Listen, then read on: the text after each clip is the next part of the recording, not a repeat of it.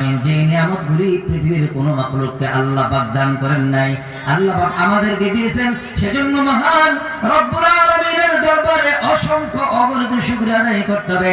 সবচেয়ে বড় যে নিয়ামত আল্লাহ পাক আমাদেরকে দান করেছেন, আমাদের উপরে কোরআন নাযিল করেছেন, আর শ্রেষ্ঠ নবী মুহাম্মদুর রাসূলুল্লাহ সাল্লাল্লাহু আলাইহি ওয়াসাল্লাম আল্লাহ পাক আমাদের জন্য নবী বানিয়ে পাঠিয়েছেন। এজন্য খুশি না বেজার?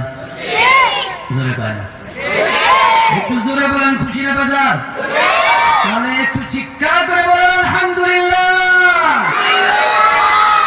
আদম আলাইহিস সালামকে আল্লাহ বানাইছেন, বানানোর পরে আসমানের মধ্যে সমস্ত ফেরেশতাদেরকে আল্লাহ বলছেন সিজদা করার জন্য, উসজুদু লি আদম, আদমকে সিজদা করো। সমস্ত ফেরেশতারা সিজদা করছে ইল্লা ইবলিস, ইবলিস বাকি রইল, ইবলিস সিজদা করে নাই। সেদিকে আমার বলার কোনো দরকার নাই, সেটা অন্য ঘটনা।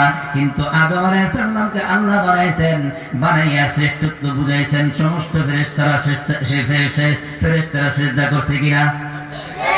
কথা কয় না? সমস্ত ফেরেশতারা সিজদা করছে, আল্লাহর হুকুমকে উল্লঙ্ঘন করলে একসাথে সিজদা করলো। এবার আল্লাহ পাক আদম আলাইহিস সালাম বলল, ইয কুলনা লিল মালাইকাতি ইসজুদু লি আদম ফাসাজাদু ইল্লা ইবলিস আবা ওয়াস্তাকবারা ওয়া কানা মিনাল কাফিরিন। ইবলিস সিজদা করে নাই, কাফিরদের অন্তর্ভুক্ত হলো। এরপর আল্লাহ বলল, কুল্লা ইয়া আদম উসকুন আনতা ওয়া যাওজুকাল জান্নাহ, হে আদম তুমি তোমার স্ত্রী সহ তোমরা জান্নাতে প্রবেশ করো, জান্নাতে বাস করো, জান্নাতে থাকতে থাকো। কিন্তু আদম আলাইহিস সালামকে আল্লাহ বানানোর পরে আল্লাহ পাক ওনার স্ত্রী মা হাওয়া আলাইহিস সালামকে বানায় নাই। একা একা যখন উনি চলতেছিলেন, একা একা থাকতেছেন, ওনার মনের মধ্যে কিছু কল্পনা আছে, চিন্তা আছে, যেটা জানেন কে? আল্লাহ বলেন। আমাদের মনের খবর কে জানেন? ঘরের ভিতরে অন্ধকার রুমের ভিতরে গুনাহ করলে দেখেন কে? মাটির তলে গুনাহ করলে দেখেন কে? আসমানের উপরে গুনাহ করলে দেখেন কে? পাহাড়ের ভিতরে গুনাহ করলে দেখেন কে? আল্লাহ বলেন, এটা লুকমান আলাইহিস সালামের নাম শুনছেন? লুকমান আলাইহিস সালাম তার সন্তানকে বলতেছে, নসিহত করতে গিয়ে এক কথা বলতেছে, ইয়া বুনাইয়া ইন্নাহা ইন তাকু মিসকালা হাববাতিন মিন খারদালিন ফাতাকুন ফি সাখরাতিন আও ফিস সামাওয়াতি আও ফিল আরদি ইয়াতি বিহা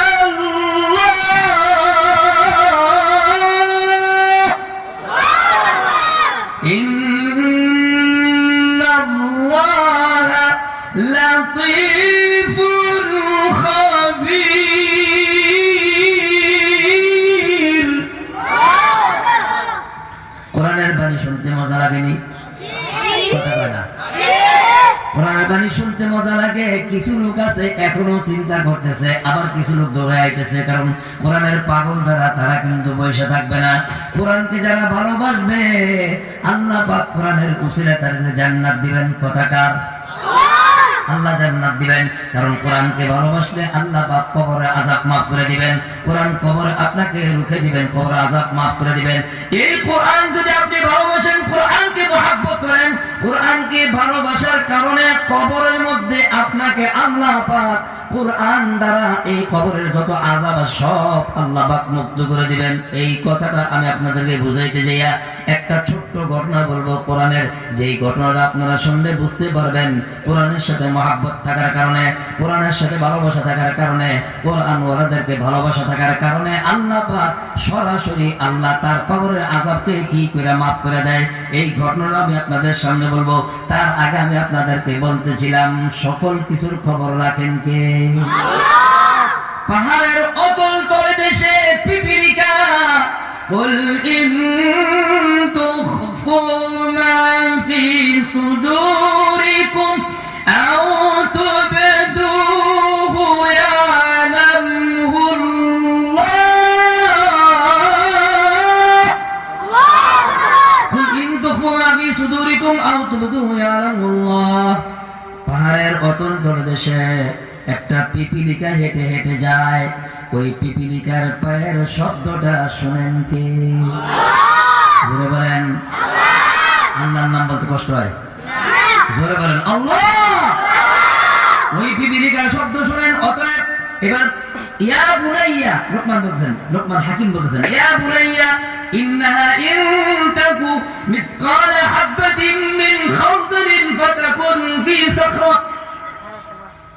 মিন খারদাল বলা হয়েছে সরিষা। খারদাল মানে কি? সরিষা। খারদাল মানে কি? সরিষা। কথা কয় না, সরিষা। বলেছি ইয়া বুনাইয়া ইন্নাহা, হে আমার বৎস, হে আমার সন্তান, ইন্নাহা ইন তাকু মিসকাল হাব্বা। হাব্বা মানে দানা, মেসা দিতেছে। হাব্বা মানে কি? দানা। মিসকাল হাব্বাতিন মিন খারদালিন, একটা সরিষার দানা পরিমাণ যদি নেকিও তুমি করো, সরিষার পরিমাণ দানা যদি গুনাহও করো, পাপ করো, মিন খারদালিন ফাতাকুন ফি সাখরাতিন, সেটা যদি একটা পাথর, ওই পাথরের ভিতরে থেকে তুমি করো, সেটাও দেখবেন কে? খবর রাখবেন কে?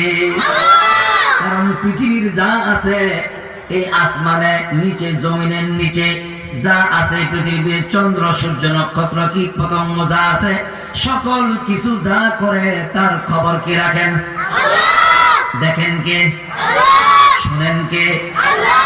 পিছনে তারা বলে না, পিছনে এরা বলে না। যুবক কয়জন হাত উঠাও?